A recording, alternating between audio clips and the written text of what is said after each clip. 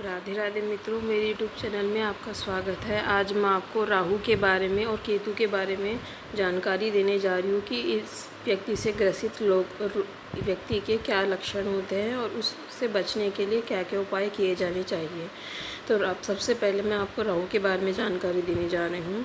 ये राहु जो होता है, ये काला जादू, तंत्र, टोना आदि जो करवाता है, ये राहु करवाता है। और अचानक घटनाओं के घटने के योग राहु के कारण ही होते हैं। अचानक मन में विचार या दुःस्वप्न आ जाता है तो यह भी राहु के कारण ही होता है। यदि आलस अधिक आ रहा हो, शरीर में जकड़न हो रही हो या अधिक तनाव हो रहा हो, चारों ओर अशांति नज़र आ रही हो, धोखेबाज लोग अधिक मिले, अति संभोग जीवन में हो रहा हो, आपके द्वारा या आपके साथी के द्वारा सिर में चोट लग रही हो आदि जो राहु के हैं होते हैं, अशुभ होने की निशानियां होती हैं। राहु ससुराल पक्ष का कारक होता है, अतः उनसे बना के रखें। सिर पे चोटी बना के रखें, माथे पर चंदन का तिलक लगाएं और भोजन को भोजन कक्ष में ही करें। घर में चांदी का एक ठोस हाथी रख लीजिए। माँ सरस्वती की आराधना करें और गुरु का उपाय करें। इसके बाद आते हैं केतु के बारे में जानने पे। केतु के बारे में ये कहा जाता है कि संसार में दो तरह के केतु होते हैं। पहला होता है कुत्ता, यानी जो घर की रखवाली करता है, और दूसरा होता है चूहा, जो घर को खोखला कर देता है। और यदि भी घर में चूहों की तादाद ज़्यादा हो तो आप समझ जाइए कि केतु का प्रभाव आपके घर में ज़्यादा है। केतु रात की नींद हराम कर देता है और धन का अपव्यय कराता है। संतानें जो होती है वो केतु का कारक मानी जाती है, इसलिए उनसे आप मधुर संबंध रखें। पेशाब की बीमारी, जोड़ों का दर्द, संतान उत्पत्ति में रुकावट, ग्रह कलिश का कारण भी केतु ही करवाता है। बच्चों से संबंधित परेशानी, बुरी हवा या अचानक धोखा होने का खतरा भी केतु के कारण बना रहता है। भगवान गणेश जी की आराधना करें और 2 रंगी कुत्ते को रोटी खिलाइए, कान छिदवा दीजिए और कुत्ते को पालिए। अब मैं आपको राहु और केतु से संबंधित उपाय बताने जा रही हूँ। यदि आपकी कुंडली में राहु प्रथम भाव में हो और केतु सप्तम भाव में हो तो उसके लिए आप चांदी की ठोस गोली अपने पास रखना चालू कर दीजिए। राहु और केतु जो होते हैं एक दूसरे से 6 अंश की दूरी बना के चलते हैं, जैसा कि आप देख सकते हैं। ये 6 अंश की दूरी बना के चलते हैं, इसमें भी आप देख सकते हैं।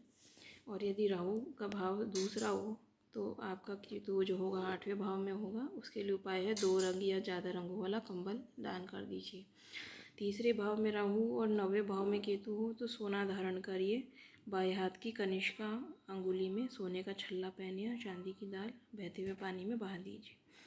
राहु 4थे भाव में हो और केतु 10वें भाव में हो तो चांदी के डिब्बे में शहद भरकर घर के बाहर ज़मीन में दबा दीजिए। यदि राहु 5वें भाव में हो और केतु 11वें भाव में तो घर में चांदी का ठोस हाथी रखिए।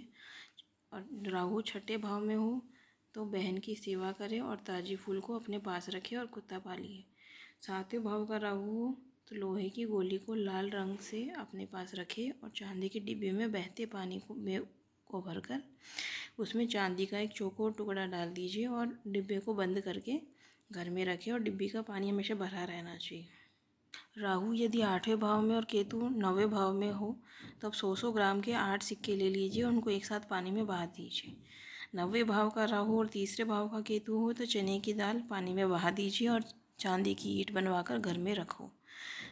10वें भाव में राहु और 4थे भाव में केतु हो तो पीतल के बर्तन में बहती नदी या नहर का पानी भरकर घर में रखें और उस पर चांदी का ढक्कन रखें। 11वें भाव में राहु और 5वें भाव में केतु हो तो 400 ग्राम सिक्के के 10 हिस्से बंटवा दीजिए और पानी में बहा दीजिए और 43 दिनों तक गाजर या मूली आपके बिस्तर के तकिए के सिराने रखकर सो जाइए और सुबह मंदिर आदि पर दान कर दीजिए।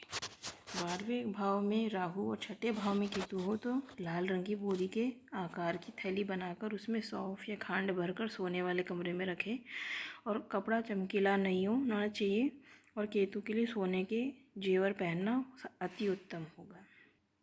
धन्यवाद।